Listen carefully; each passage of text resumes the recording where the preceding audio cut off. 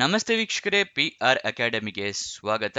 ವರ್ಷಕ್ಕೆ 6 ಲಕ್ಷ ರೂಪಾಯಿ ತನಕ ಸಂಬಳ ಸಿಗುವಂತಹ ಹುದ್ದೆಯ ಡೀಟೇಲ್ಸ್ನ ತಗೊಂಬಂದಿದ್ದೀವಿ. ಇದು ಯಾವ ಹುದ್ದೆ, ಹೇಗೆ ಅರ್ಜಿಯನ್ನ ಹಾಕೋಬೇಕು, ಎಲ್ಲ ವಿವರನ್ನ ತಿಳಿಸ್ಕೊಡ್ತೀನಿ. ವಿಡಿಯೋನ ಸಂಪೂರ್ಣವಾಗಿ ನೋಡಿ.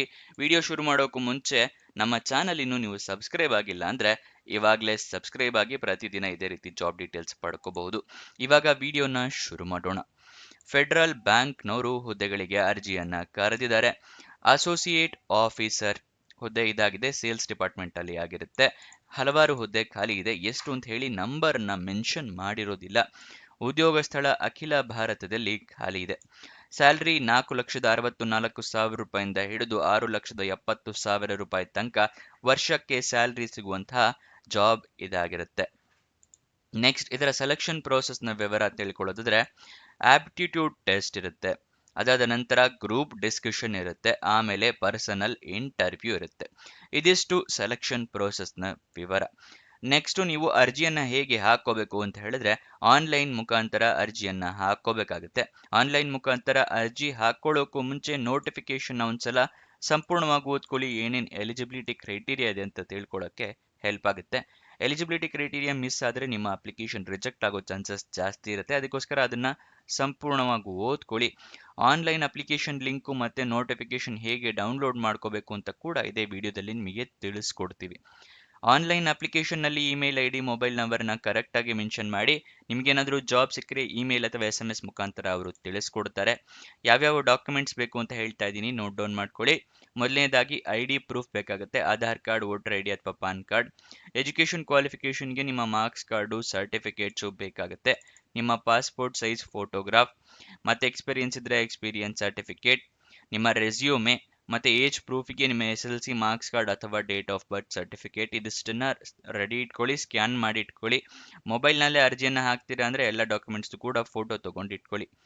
ನೆಕ್ಸ್ಟ್, ಅದಾದ ನಂತರ ಆನ್ಲೈನ್ ಅಪ್ಲಿಕೇಶನಲ್ಲಿ ಎಲ್ಲ ಡೀಟೇಲ್ಸ್ನ ಫಿಲಪ್ ಮಾಡಿ, ಸ್ಕ್ಯಾನ್ ಮಾಡಿರೋ ಡಾಕ್ಯುಮೆಂಟ್ಸು ಅಥವಾ ಫೋಟೋ ತೊಗೊಂಡಿರೋ ಡಾಕ್ಯುಮೆಂಟ್ಸ್ನ ಎಲ್ಲ ಅಪ್ಲೋಡ್ ಮಾಡಿ.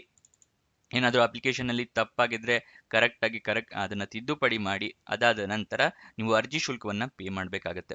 ಅರ್ಜಿ ಶುಲ್ಕ ಎಷ್ಟಿರುತ್ತೆ ಅಂತ ಹೇಳಿ ತಿಳಿಸ್ಕೊಡ್ತಾ ಇದ್ದೀನಿ. SC/ST ಕ್ಯಾಂಡಿಡೇಟ್ಸ್ಗಳಿಗೆ 125 ರೂಪಾಯಿ ಅರ್ಜಿ ಶುಲ್ಕ ಇರುತ್ತೆ. ಜನರಲ್ ಕ್ಯಾಂಡಿಡೇಟ್ಸ್ಗಳಿಗೆ ಮತ್ತು ಇನ್ನಿತರೆ ಕ್ಯಾಂಡಿಡೇಟ್ಸ್ಗಳಿಗೆ 500 ರೂಪಾಯಿ ಅರ್ಜಿ ಶುಲ್ಕ ಇರುತ್ತೆ. ನೀವು SC/ST ಕ್ಯಾಂಡಿಡೇಟ್ಸ್ ಆಗಿದ್ರೆ ನಿಮ್ಮ ಹತ್ರ ಜಾತಿ ಪ್ರಮಾಣ ಪತ್ರ ಇರಬೇಕಾಗುತ್ತೆ. 125 ರೂಪಾಯಿ ಈ ರಿಸರ್ವೇಷನ್ ಪಡ್ಕೋಬೇಕು ಅಂತ ಹೇಳಿದ್ರೆ.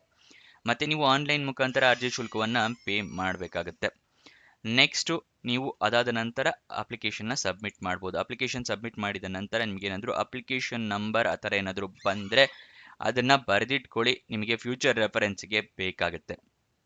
ನೆಕ್ಸ್ಟ್, ಅಪ್ಲಿಕೇಶನ್ ಓಪನ್ ಆಗಿದ್ದ ದಿನಾಂಕ 20 ಫೆಬ್ರವರಿ 2026, ಕೊನೆಯ ದಿನಾಂಕ 4 ಮಾರ್ಚ್ 2026. ಅಷ್ಟರೊಳಗಡೆ ಅರ್ಜಿಯನ್ನ ಹಾಕೋ ಥರ ವ್ಯವಸ್ಥೆ ಮಾಡ್ಕೋಬೇಕಾಗತ್ತೆ. ಇವಾಗ ನಿಮಗೆ ನೋಟಿಫಿಕೇಶನ್ ಮತ್ತೆ ಅಪ್ಲಿಕೇಶನ್ ಬಗ್ಗೆ ಡೀಟೇಲ್ಸ್ ತಿಳಿಸ್ಕೊಡ್ತಾ ಇದ್ದೀನಿ. ಡಿಸ್ಕ್ರಿಪ್ಷನ್ ಮತ್ತೆ ಕಮೆಂಟ್ ಬಾಕ್ಸ್ನಲ್ಲಿ 2ನೇ ಲಿಂಕನ್ನು ಕ್ಲಿಕ್ ಮಾಡಿದ್ರೆ ಈ federal bank job details open ಆಗುತ್ತೆ. ಇಲ್ಲಿ ಸ್ಕ್ರೋಲ್ ಡೌನ್ ಮಾಡಿ ಫುಲ್ ಕೆಳಗಡೆ ಬನ್ನಿ. ಅಫಿಷಿಯಲ್ ನೋಟಿಫಿಕೇಶನ್ ಅಂತಿದೆಯಲ್ಲ, ಅದರ ಪಕ್ಕದಲ್ಲೇ ಕ್ಲಿಕ್ ಹೇರ್ ಅನ್ನೋದನ್ನ ಕ್ಲಿಕ್ ಮಾಡಿ. ನಿಮಗೆ ನೋಟಿಫಿಕೇಶನ್ ಓಪನ್ ಆಗುತ್ತೆ. ಇಲ್ಲಿ ಎಲ್ಲ ಡೀಟೇಲ್ಸ್ನ ತಿಳ್ಕೊಬಹುದು. ನೀವು ಹೇಗೆ ಅರ್ಜಿಯನ್ನು ಹಾಕೋಬೇಕು, ರಿಕ್ರೂಟ್ಮೆಂಟ್ ಹೇಗೆ ನಡೆಯುತ್ತೆ ಅದೆಲ್ಲದೂ ಕೊಟ್ಟಿದ್ದಾರೆ. ಅದನ್ನೆಲ್ಲ ಸಂಪೂರ್ಣವಾಗಿ ಓದ್ಕೊಂಡ ನಂತರ ಅರ್ಜಿಯನ್ನು ಹಾಕೊಳ್ಳಿ. ಇಲ್ಲಿ ನೋಡಿ, SC/ST ಅವರಿಗೆ 125, ಜನರಲ್ ಕ್ಯಾಟಗರಿ ಅವರಿಗೆ 500 ರೂಪಾಯಿ ಅರ್ಜಿ ಶುಲ್ಕ ಇಟ್ಟಿರ್ತಾರೆ. ನೆಕ್ಸ್ಟ್, ಅದರ ಕೆಳಗಡೆನೆ ಅಪ್ಲೈ ಆನ್ಲೈನ್ ಅಂತ ಹೇಳಿ ಅದರ ಪಕ್ಕದಲ್ಲೇ ಲಿಂಕ್ನ ಕೊಟ್ಟಿದ್ದೀವಿ ಅಪ್ಲಿಕೇಶನ್ ಹಾಕೋದಕ್ಕೆ. ಅದನ್ನು ಕ್ಲಿಕ್ ಮಾಡಿ. ನಿಮಗೆ ಇದು ಓಪನ್ ಆಗುತ್ತೆ. ಈ ರೀತಿ ಒಂದು ಪೇಜ್ ಓಪನ್ ಆಗುತ್ತೆ. ಇಲ್ಲಿ ಐ ಕನ್ಫರ್ಮ್ ಅಂತ ಕೊಡಿ. ಫಸ್ಟ್ ಟೈಮ್ ಏನಾದರೂ ಆಗ್ತಾ ಇದ್ರೆ ನಿಮ್ಮ ಪ್ರೊಫೈಲ್ ಪಿಕ್ಚರ್ ಅಥವಾ ಸಿಗ್ನೇಚರ್ ಇನ್ನೂ ಅಪ್ಲೋಡ್ ಆಗಿರಲಿಲ್ಲ ಅಂದರೆ ನೀವು ಅದನ್ನ ಇಮೇಜ್ ಫೈಲ್ಸ್ ನಿಮ್ಮ ಹತ್ರ ಇರಬೇಕು ಅಂತ ಹೇಳಿ ಅದನ್ನು ಹೇಳ್ತಾ ಇದ್ದಾರೆ. ಇಲ್ಲಿ ಓಕೆ ಕೊಡಿ. ಇಲ್ಲಿ ನಿಮ್ಮ phone number, email ID, password, confirm password ಎಲ್ಲ ಕೊಟ್ಟರೆ ಅದಾದ ನಂತರ ಇಲ್ಲಿ ಸೆಂಡ್ OTP ಕೊಡಿ. ನಿಮ್ಮ ಮೊಬೈಲಿಗೆ ಅಥವಾ ಇಮೇಲಿಗೆ OTP ಬರುತ್ತೆ. ಆಮೇಲೆ ರಿಜಿಸ್ಟ್ರೇಷನ್ ಪ್ರೋಸೆಸ್ ಸ್ಟಾರ್ಟ್ ಆಗುತ್ತೆ. ಗೊತ್ತಾಯ್ತಲ್ವಾ ಹೇಗೆ ಅರ್ಜಿಯನ್ನು ಹಾಕ್ಕೋಬೇಕು ಅಂತ ಹೇಳಿ.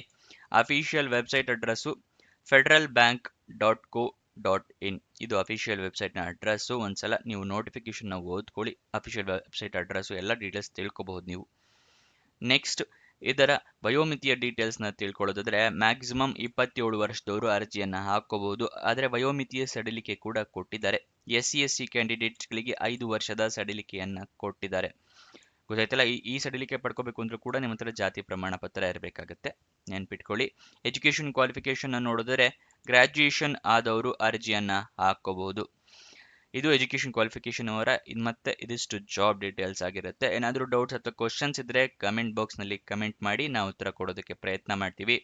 ಮತ್ತೆ ನಮ್ಮದೇ ವೆಬ್ಸೈಟಿಂದ ನಿಮಗೆ ಜಾಬ್ ಡೀಟೇಲ್ಸ್ನ ತಿಳಿಸ್ಕೊಡೋದು. ವೆಬ್ಸೈಟ್ನ ಶುರು ಮಾಡಿದ್ವಿ, prgovernmentjobs.com ಅಂತ ಹೇಳಿ.